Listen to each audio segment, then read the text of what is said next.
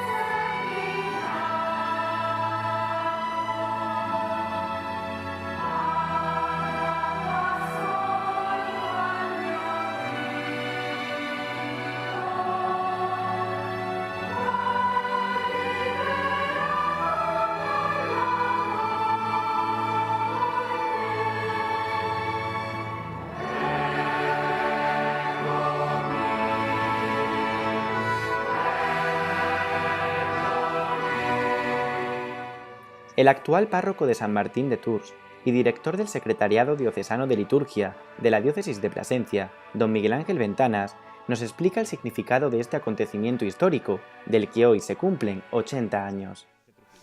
Normalmente las iglesias se dedican cuando se construyen, cuando se termina la construcción, se hace un rito solemne de dedicación a Dios de ese espacio,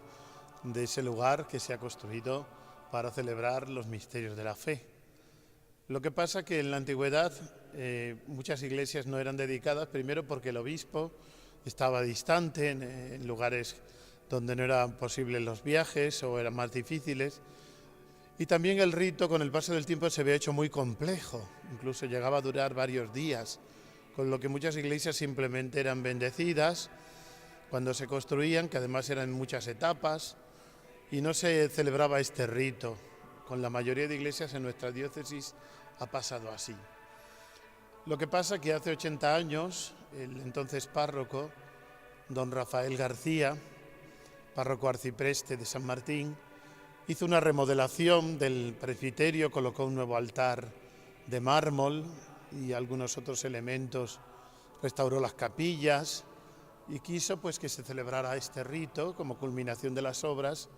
por el entonces obispo don Feliciano Rocha Pizarro. Tuvo lugar tal día como hoy, el 9 de febrero de 1936. Se cumplen, por tanto, hoy 80 años de aquel acontecimiento. El rito de la dedicación entonces era todavía muy complejo, ha sido el Vaticano II el que lo ha simplificado y ha hecho posible que pues, se celebre cada vez más y con mayor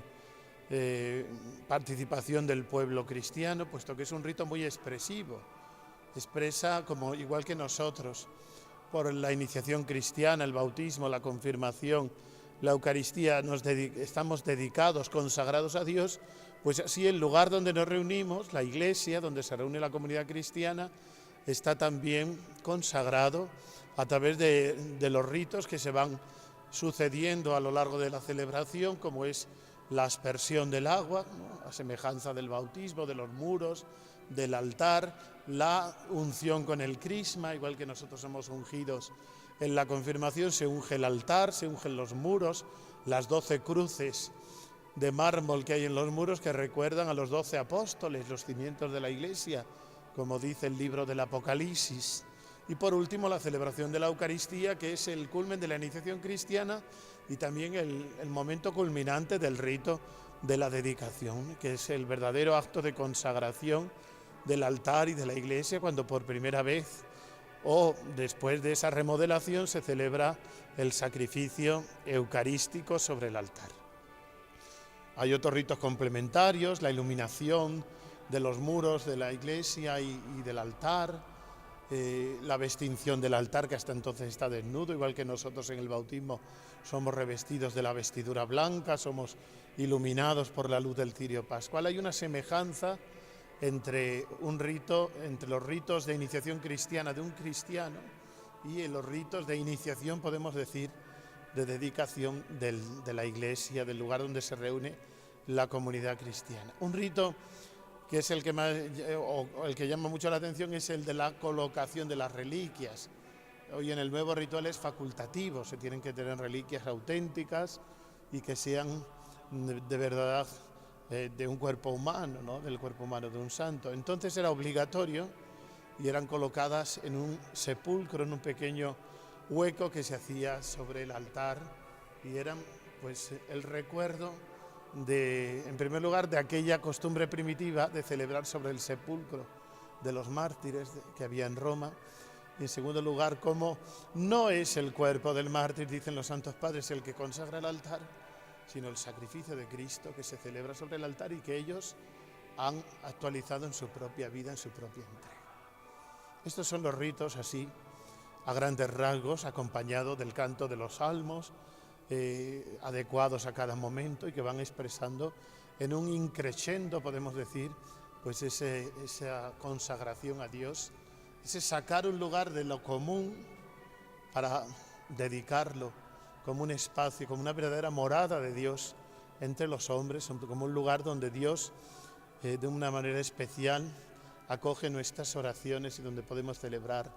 la fe y los sacramentos.